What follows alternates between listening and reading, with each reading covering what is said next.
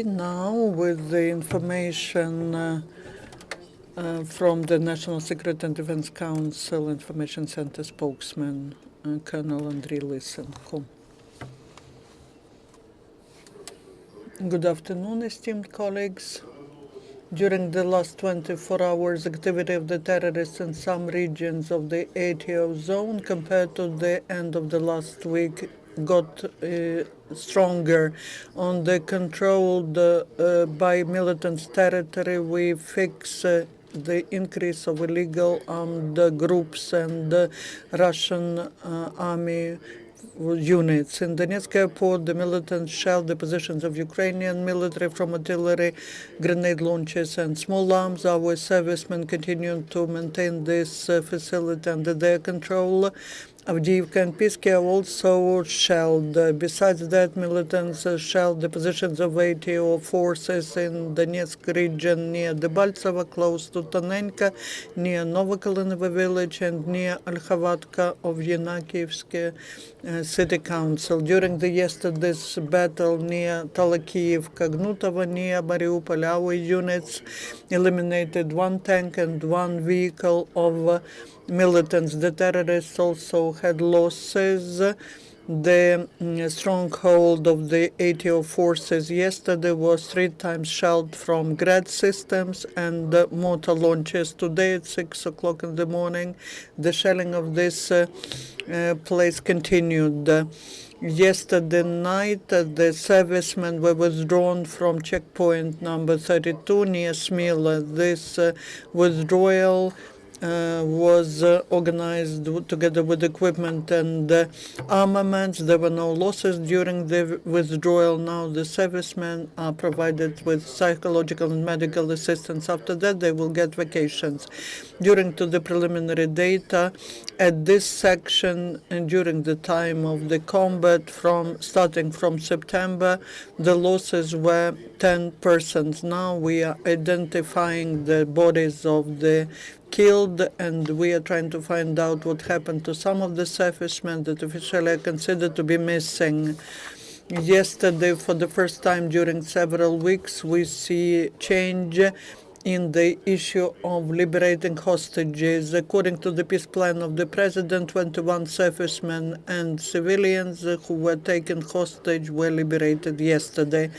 The combatants and Russian forces continue air reconnaissance with the help of drones. The drones are fixed near settlement Sartana, close to Mariupol, Kurachovo, to the west of Donetsk, and also at the section of Krasnotalivka, Department of the Border Service in Lugansk region. During the last 24 hours, 2 Ukrainian servicemen were killed and 2 were wounded. There were no combat on the outside the ATO zone. The specialists of Ukroboronprom during 24 hours repaired 1 APC and 2 tanks. In the morning of the 28th of October in the Donetsk, 3,908 subscribers to gas supply are disconnected from gas supply. Out of them, 12 multi-storied houses, more than 2,000 private houses, and 26 companies. 7 repair brigades are involved into renewal and restoring of the distribution gas pipelines. And that is taking place in Kuybышevsky, Kievsky, and Petrovsky districts of Donetsk. A few days before the parliamentary elections, the combatants of so-called great troops of Don made a provocation in the settlement Sokilniki, Novoidarsk district of Lugansk region. They were dressed, disguised terrorists, came to the village and put Ukrainian flags on the houses of 2 local citizens. The activists of the so-called referendum in the self-declared Lugansk Republic, both persons, 58 old woman and 47 years old men were killed from the guns by militants. This Sokolniki, from the very beginning of the military actions, is under the control of so-called Lugansk Republic, and the Ukrainian forces have never been there. In Slavyansk, the security service detained the citizens of Ukraine of 1973 year of birth, who joined the terrorists and participated in seizing of Slavyansk Department of Militia. This citizen was the personal driver of the leader of the terrorist group, which named Karsar. In Volnovakha, the security service also detained the citizen of Ukraine who was the adjuster of the files. We also have the information, the recording of the negotiations between the representatives of Donetsk and Lugansk republics. Boroda Alexei Yurievich and Purgin Andriy Evgenievich. The Boroda is the citizen of Russian Federation, the former minister. Yes. So this is awful. Now Litvinov, as a trick, comes to the rostrum and says that's all the legislation has to be cancelled. Why? Because, and he takes out of his pocket a piece of paper and reads the official paper from the from the highest court about the cancelling of legislation about elections and so on. So basically, in fact, Izvar Nikolaevich is ruling together with Litvinov. Yes, that's what I told you. I call Ravil and I say, Ravil, what the fuck it is? And he says, I will now find Krot and Khmur, and I will be listening to them. And he says, so what? What have you been discussing this legislation for weeks? And I say, Ravil, what were we discussing? We understand how and who wrote it. Why would we discuss it? You mean they decided that we will take it all? Yeah. And this wonderful company is now saying that and is killing all the idea of these guys. Thank you. If you use it, please, all these non-normative words, please delete them. During the last 24 hours, the miners of Ukraine detected and demined 97 units of ammunition, 39 artillery, shells, 18 mines, 22 other explosives. So they examined 4 hectares of territory from the beginning of the works. 960 administrative buildings and other buildings were explored, and 1,452 hectares of territory were examined, and they mined 25,409 units of ammunition. The materials poured for payment of housing and communal services were received by 19,000 families of the displaced persons from Donbass and Crimea. Now 40,000 families are registered as displaced persons, and 430,000 people are registered. Out of them, 135,000 returned to their place of residence. The President of Ukraine, Poroshenko, had telephone conversation with Vice President of U.S. Biden, President of Poland, Komorowski, and President of Slovakia, Kiska. Vice President of U.S. Biden highly appreciate the actions of the President of Ukraine that ensured democratic elections to the Verkhovna Rada. The President of Poland, Bronislaw Komorowski, stressed that the results of parliamentary elections open up to Ukraine the perspective for deep reforms which Poland is ready to support. The president of Slovakia, Andriy Kiska, mentioned how important the victory of pro-European and pro-reformation forces are. Poroshenko thanked Slovakia for providing humanitarian assistance to Ukraine and for treating more than 60 Ukrainians that suffered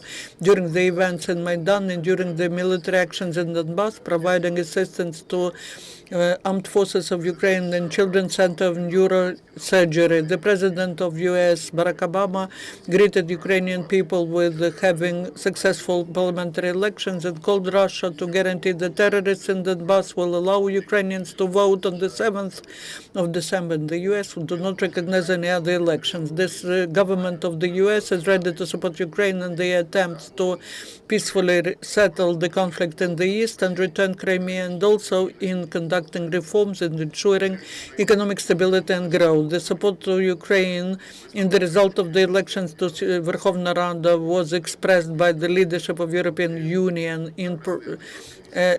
These were expressed by the President of European Council, Van Rompuy, the President of Euro Commission, José Manuel Barroso, Pan Ki-moon, General Secretary of NATO, Jens Stoltenberg, Prime Minister of Britain, David Cameron, head of the OSCE, of Didier Burkhalter, European Commissioner Stefan Füle, President of Europarlament Martin Schulz, head of the Committee of Europarlament and Foreign Affairs Elmar Brok, and head of the Mission of European Network of Organizations on Observing the Elections, Sir John Pavlicek. The greetings related to successful completion of the early parliamentary elections was expressed to Ukraine by the Kingdom of Belgium and Kazakhstan. Interfox Ukraine, would you please comment on the delineation line? And because today the Minister of Foreign Affairs of Russia stated that it will be marked within 2 or 3 days. As far as you might know, that shelling of Ukrainian positions have been increased today, and this was also stated by the joint group of Ukrainian military, Russian military, and OSCE representatives. Unfortunately, by now, the members of this group cannot start their work because it's not safe. And nevertheless, we expect that temporarily and gradually we'll be able to reach the full ceasefire and the quiet regime, and that this group will start its work and observe activities of both parties. What is known about the humanitarian convoy which Russia plans to send to Ukraine? Ukrainian side has not received information about this convoy. Wall Street Journal about that delineation border. Do you expect that the line will be established this week? Ukrainian side is ready to start this work immediately as soon as the ceasefire will be actually implemented. We will start this immediately. Stanislav Fashchenko, 1+1.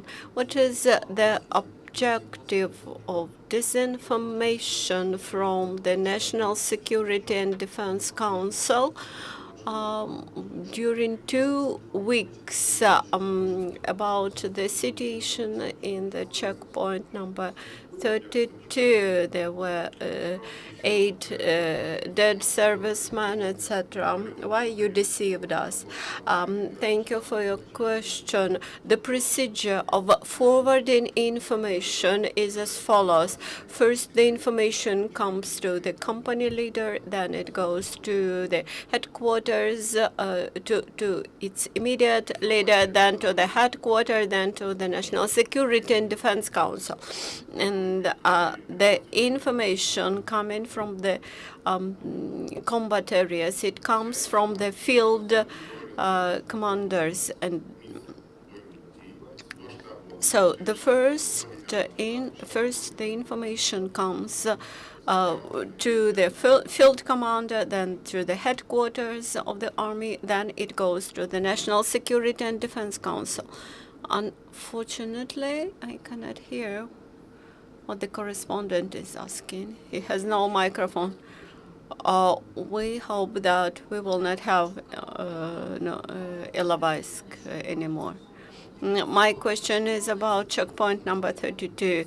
Whether we can take this action as a retreat, or the checkpoint does not exist anymore. The checkpoint was established near Smila village, and now there is no checkpoint number 32. This is a withdrawal of the servicemen who had their service on checkpoint 32. TV channel 5. What is the situation in Mariupol? There was an information today morning that terrorists made an attempt to enter Mariupol, and the second question is how many people from checkpoint 32 are missing, or whether there are any hostages from this checkpoint taken by terrorists. As for Mariupol, today's morning the situation in Mariupol remained quiet, but nevertheless the situation in the checkpoints, there are some activities there on those checkpoints. We stay beyond the city territory. As for checkpoint 32, I mentioned how many people are missing. No further questions. Thank you very much. Tomorrow we'll have press briefing of national security.